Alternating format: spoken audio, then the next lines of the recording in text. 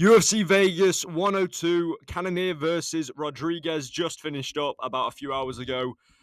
It's like 10 hours ago at the time I'm recording this video. Doesn't even matter.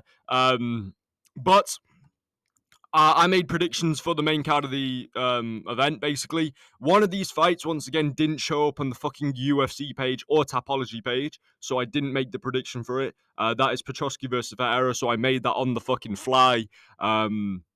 Yeah, so that's everything to do. Let's just get straight into the predictions that I made. First off, Conor Matthews versus Jose Delgado. Yeah.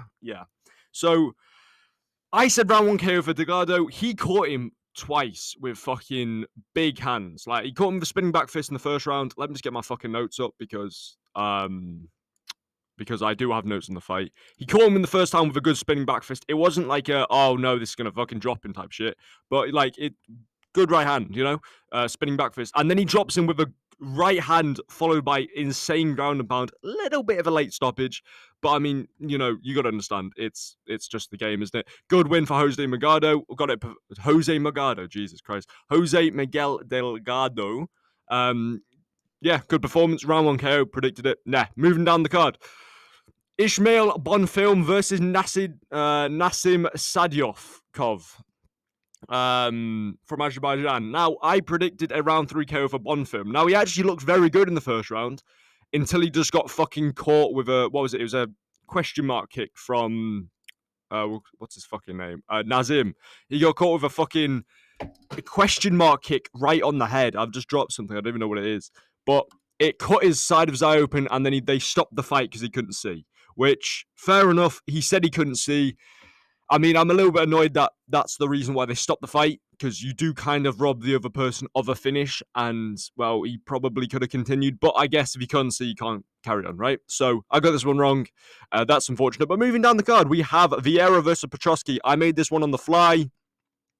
I said decision for Petroski. Now, I said decision for Petroski for one simple reason, and that is, although Vera can twist you up like a pretzel on the ground and easily submit you, he can't get you to the ground. He shot 20 takedowns on Chris Curtis and got none of them. So, based on that specific, factor, I would think he would definitely have the advantage on the ground. Can he get Petroski to the ground? And he landed one takedown all fight.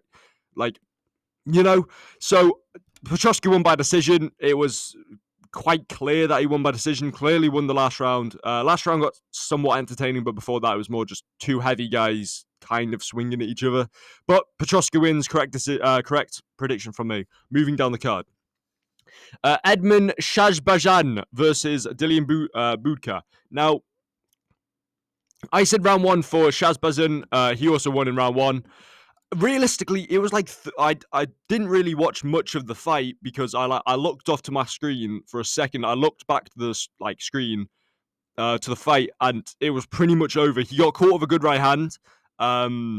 Where's my notes?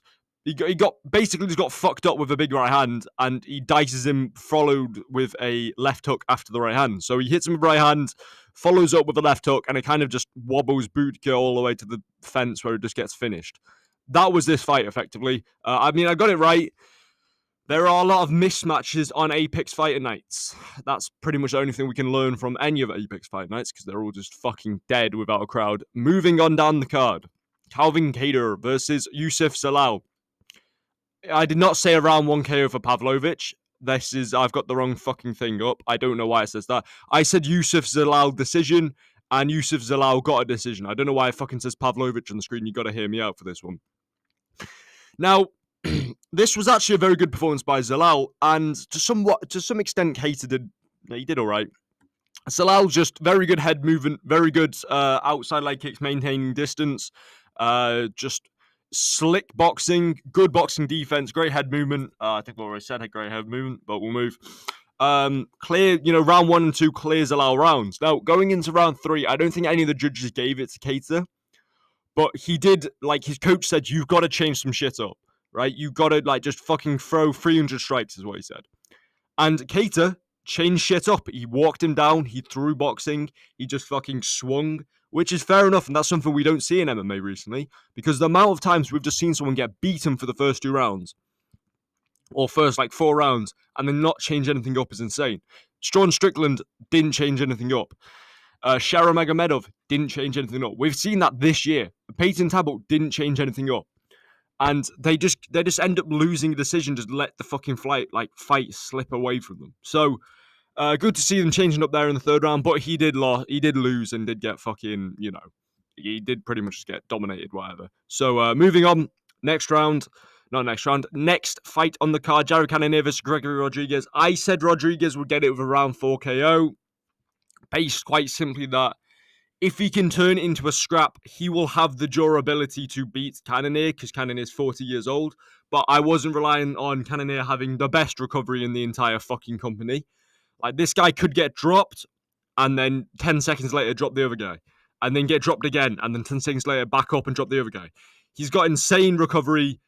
I mean, Rodrigues did kind of slow down a little bit in round 2, picked it up in round 3, and then got dropped with a nasty fucking elbow in the clinch. He dropped Cannonier twice in the first round, but Rodrigues got dropped with an elbow and then teed off on the ground in the last 10 seconds of the third round.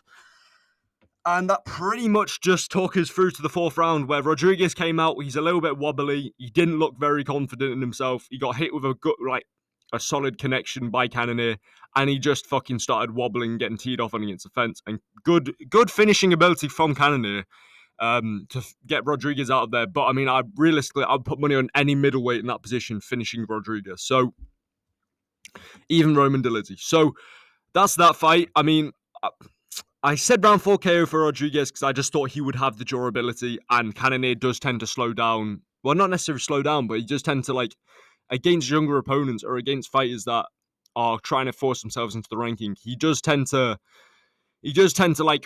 round 4, round 5, I've had, he takes a lot of damage and he just slows down quite a bit. But Rodrigues was the one slowing down this fight. Unfortunate prediction for me, but great win from Cannonier. He's still got it at the age of fucking 45. Mate, he's going to be applying for a pension soon. He's still going to be fighting. In terms of where this card comes in within prediction rankings, 4th place isn't even that bad.